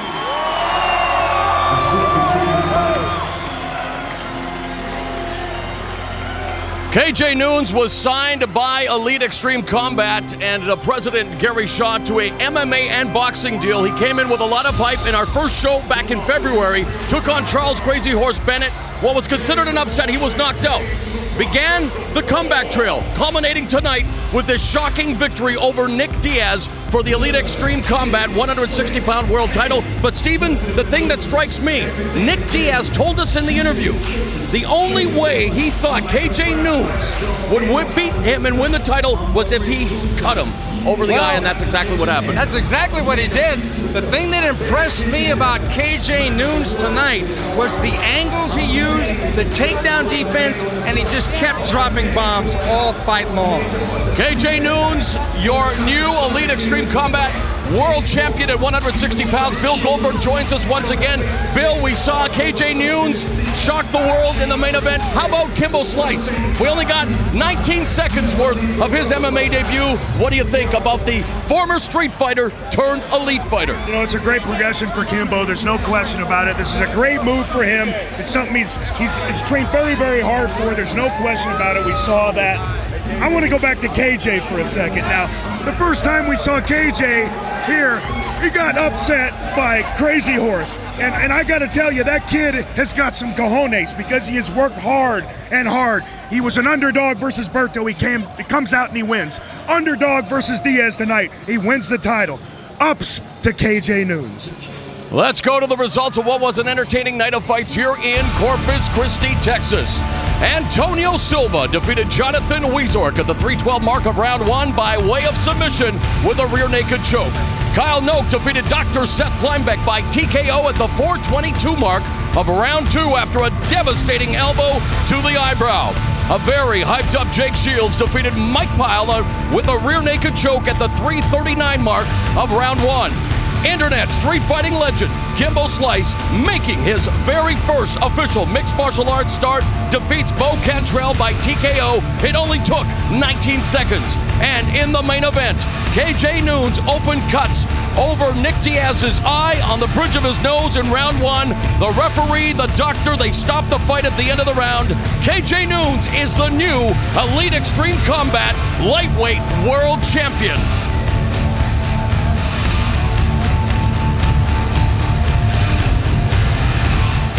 One more look at your new champion, and to the victor go the spoils, the Elite Extreme Combat Dancers, KJ Noons, definitely full worth with the title around his waist as he defeats Nick Diaz, and a very good start to what he hopes to be a long championship reign.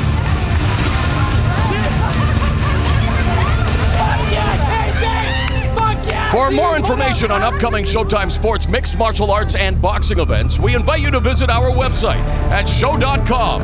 That's SHO.com. Now for the entire crew here in Corpus Christi and my broadcast partners Bill Goldberg and Steven Quadros, this is Mauro Ranallo saying so long and thank you for watching.